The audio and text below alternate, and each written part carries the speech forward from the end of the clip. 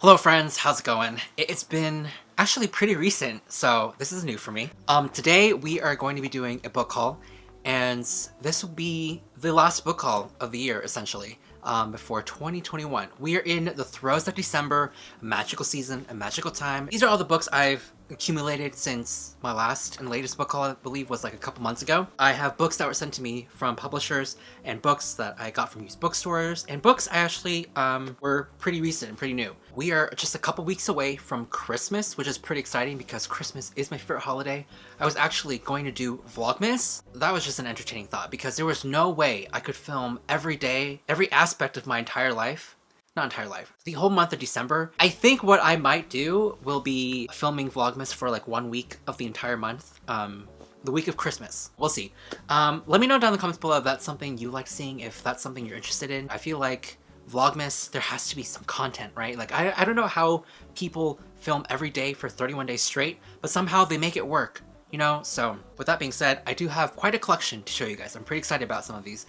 So let's go ahead and get straight into it. Before we officially start, I want to give a huge quick thank you to Book of the Month for sponsoring this video. So if you guys didn't know, Book of the Month is a super popular and fast online growing book service for readers. Their mission is to promote new and emerging authors and help readers discover the books they actually love. Usually how it works is their team vets hundreds of books each month and gives readers their choice from a curated selection of new and early release titles so you can spend more time reading and less time researching. One of the best aspects of Book of the Month is they're risk-free. You can literally skip any month, anytime, and you won't be charged. And nothing can beat their price. Their pricing for their books is literally chef's kiss. They literally have the best price for a new release hardcover fiction. Honestly, this is perfect because if you're looking for a holiday Christmas present for yourself, friends, or family, for the month of December, Book of the Month is having a special code where you can get your first book for only $5 with this code, BOOKWISH. I will leave all the links and the code down in the description box below in case you guys are interested. Now let's go ahead and go straight into the December books. Firstly, we have The Office of Historical Corrections, which is a collection of short stories that cuts right into the heart of contemporary American life. Next is the one I'm super excited about, and it's The Wife Upstairs, which is a Southern Gothic thriller about a rich husband, his hot young fiance, and unanswered questions about his missing wife. Basically, a certain twist on Jane Eyre, which I'm here for. The next book is In a Holidays, which is a rom-com about a woman in the pursuit of happiness caught in a time loop.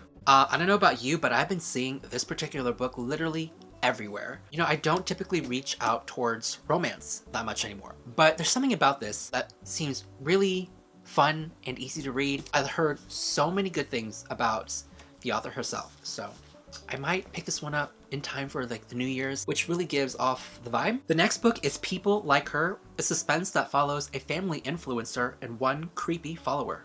Honestly, this book, probably of all of them, might be the most relevant to my life because I don't really consider myself an influencer, but at a certain point, that's just the title of what I do, in a sense. Basically, anyone on YouTube you can call an influencer. I personally haven't dealt with any negative or hurtful comments, DMs, or anything like that, but I know a lot of people who have, so I think this will be really interesting to pick up. Last and not least is This Close to Okay, which is a contemporary fiction about two lonely strangers who might have just the ability to save each other's lives. Alright, so that is pretty much it for the Book of the Month selections. Let me know down in the comments below if you guys are planning on picking any of these books up, if they sound intriguing to you, because usually Book of the Month, for their selections, I always look forward to their thriller picks, and there are 2 thriller picks in this one that actually sound really good, so really excited. Thank you again, Book of the Month, for sponsoring this video. Alright, so with that being said, let's just go ahead and go straight into the books that were sent to me first. Alright, first we have a book, and they don't even have a cover yet, and it's The Nature of Witches by Rachel Griffin. This one comes out in June of 2021. They reached out and asked me if I wanted an archivist, and I said yes because the premise sounded really interesting. It's a book about witches, and it's about this younger witch who is attuned to this rare magic that she has that is tied to every season. That's all I'm gonna say about that. I can't wait to see what the final cover entails, so thank you again to Source Books for sending a copy my way. The next book is The Ravens, and Danielle Page actually DM'd me and asked if I wanted a copy, and I said yes. So here it is in my hands. The cover, it's just, look at this. If you guys didn't know, Naya from over at Naya Reads and Smiles is actually reading this book, and she's currently loving it. It's a book also about witches. Anyways, this one takes place in a college setting. You know, for a YA book, that's pretty rare. It's a book about these 2 girls who are going into a sorority, except the sorority has a big secret they're all a coven of witches. Something on campus goes wrong, something wicked, and it's up to these witches to stand up and fight against this evil. Thank you again to HMH Teen and Danielle Page for sending this book my way. All right, next is Among the Briars and Bears by Ashley Poston. So this YA fantasy is about a young girl who gets attacked by this evil in the woods, and she lives in this prosperous kingdom full of lights, comfort, happiness, until the dark woods starts to eat away at that happiness, as you can say. And so she goes off into this quest to find the legendary Lady of the Wild to help and save her kingdom, and along the way she's accompanied by her friend the fox. So this sounds a little bit different. I'm getting this whimsical vibe here, especially since she has a friend that's a fox. I just watched The Little Prince recently, and there's a fox in there, which is like a whole metaphorical thing in the whole story. You'll get what I mean when you watch it. Foxes are one of my favorite animals to read about, so I'm pretty intrigued. All right, so the next book is Master of One by Jada Jones and Danny Bennett. This book is about a young thief who gets kidnapped by a sorcerer, and the sorcerer tasks him to find the 6 ancient Fey relics. And the guy goes searching, and he finds that these ancient 6 Fey relics are actually real-life human beings. Along the way, he recruits the 6 misfits to help bring down the Dark Sorcerer. And I'm getting a lot of spunk and sass from the main character already, just from reading the blurb. It's getting me sort of Louise LeBlanc vibes from, what's that book called? Oh, Serpent and Dove. So I'm really interested to see where this one goes. So thank you again to HarperCollins for sending these 2 my way. All right, so the next one is a thriller, The Invisible Girl by Lisa Jewell.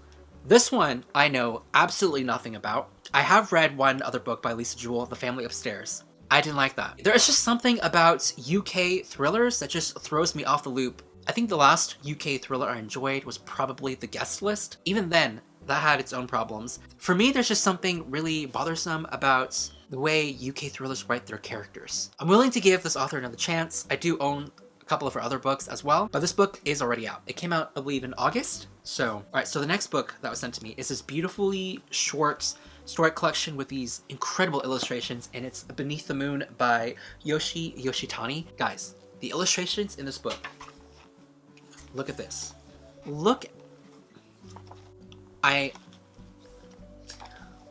Wow, incredible. It sounds such a perfect, quaint holiday read. I'm really here for it. These 2 books were actually sent to me by Goodreads. I didn't even know Goodreads sends books, but thank you to Goodreads anyways for sending these 2 books my way. That is pretty much it for all the books that were sent to me. Let's go straight into the books that I got for myself. All right, so the first book of that pile, Boy Parts by Leslie Clark. This one I actually managed to pick up due to one of my friend's recommendations. Matthew, if you're watching, thank you for recommending this book on your Instagram, and I picked it up because of you. So Matthew really enjoyed it. He actually has his own YouTube channel, Matthew Sharapa. I made sure to pronounce it right. I'll leave his link to his channel down below. He reads mostly a lot of fiction, contemporary fiction, I believe. If that's like your go-to genre, your jam, check out Matthew because he reads a bunch of fiction. This one follows a young woman who is a photographer, and she takes pictures of random people on the streets, but mostly men, average-looking men. All I know is that this book explores sort of the sensual and extreme taboo regions of sexuality. Pretty excited about this. I actually got this one in the mail today, so got to show you guys this one. So the next one is, I actually got this at the used bookstore, Death in Her Hands by Otesha Moshfegh. You can see the little sticker there. This one is actually a thriller, because I actually own one of her other books, which is more of a contemporary fiction set in New York. This one follows a young woman who finds a note in this hiking trail that she's going on. She finds a note that says, is it a young woman? She finds this note, and it cryptically says, her name was Magna. Nobody will ever know who killed her. It wasn't me. Here is her dead body. Except there is no dead body. Obviously, she's freaked out because what the actual fuck, and she doesn't know where the dead body is. So cue the mystery and suspense.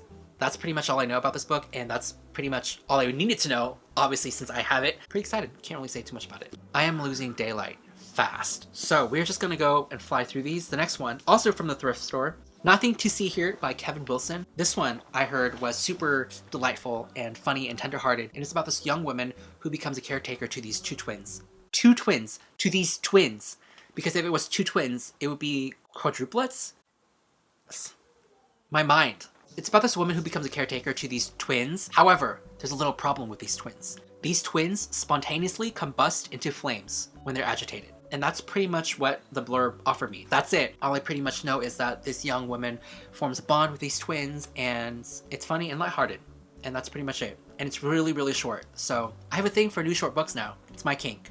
All right, the next book is The Great Believers by Rebecca Makkai. I actually saw this book on Amazon, and I was curious because of the cover, and I clicked on it. I heard from the reviews on there that it reminded a lot of people of A Little Life, and I immediately clicked buy, because if you guys didn't know, A Little Life is one of my favorite books, if not the worst books I've ever read in my entire life.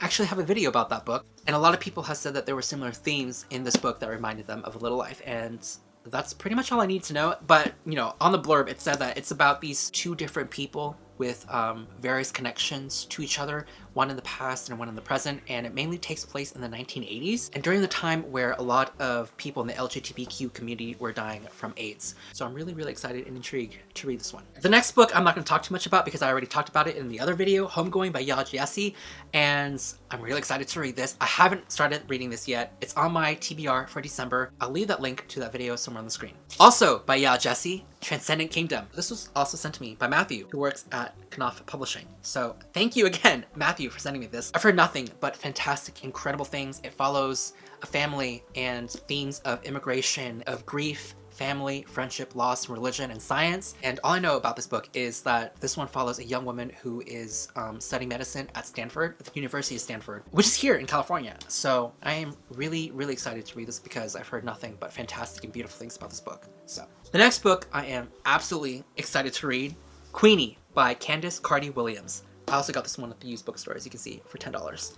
Guys, $10, perfect condition. I won. I basically won. Okay, can we just stop for a second and just talk about this beautifully chef-kiss cover? Because as a graphic designer, this one just checks everything off the list. Color pops off. Title, amazing. Design, hair, incredible, amazing, 10 out of 10. I love how the font interweaves with the hair, the braids, so good. Anyways, this one basically follows a young woman who is at, lost in her life. She's going through a rough patch, really struggling in her life, as we all are in 2020. 2020 is about to be over, manifesting good things only in 2021. Throughout the whole novel, she's essentially finding who she is, who she really wants to be, and what her place is in the world, her voice.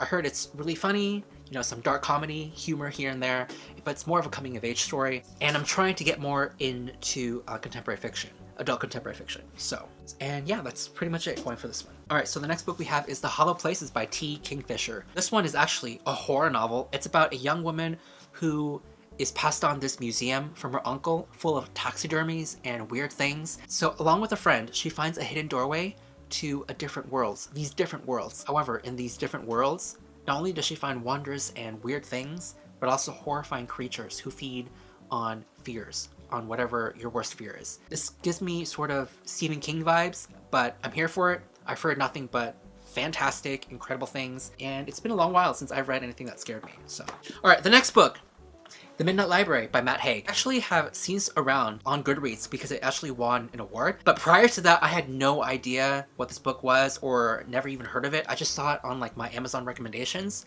The cover intrigued me and so did the title, because if you know anything about me, I love books about books. Fortunately, this one is that book. This one follows a woman who finds this midnight library, but in this library, she finds books about her own life and about these different choices that she is allowed to make, because beforehand she's sort of living a life full of regret and misery, but with these books she's able to relive certain choices and meet certain people and do certain things that she never has or done before or met before. So this one sounds really magical and whimsical and it's up my alley, and I'm here for it. Next is A Deadly Education by Naomi Novik. Again, this one was pretty up there, high on my TBR, because the cover alone just so beautiful. 2020, if not has been my best reading year, has been the best year for book covers. Book covers have been upping their game lately, and 2021 is no exception. I'm so excited for a lot of the books, just mainly on their covers.